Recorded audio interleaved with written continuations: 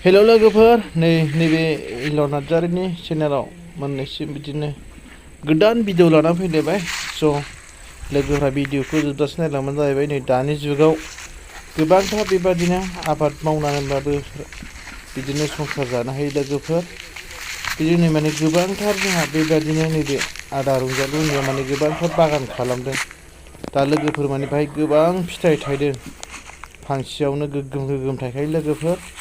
दा नोंथांमोनहाबो सोलोंनो हागोन आरोना, माने बेखौहाय माने बियो 30 बोसोरनि बारा आय दं लोगोफोर, मोनथिबाय। दा बे माने गोबांथारनो नै फिथाइ खादों। दा बेखौनो लांफैनो लोगोफोर, नोंथांमोनहा माने नायदो आरो सोलोंदो लोगोफोर। आरो बिदिनो गोदान भिडिअ लाना फैबाय नोंथाङा नुनो मोननाय बायदि। नोंथांमोनहा साबस्क्राइब खालामदो लोगोफोर। दा नै बेबादिनो माने फिथाइ माने बोखांदों आरोना। गोबांथार दाम लोगोफोर, बेनो जाहैबाय मौसुमि फिथाइ होनो। दा नोंथांमोनहा मिथिखागौ मौसुमि फिथाइया माबायदि दाम। दा नै बेबादिनो लोगोफोर खागासिनो नै दा गोबांथार जाबाय। नै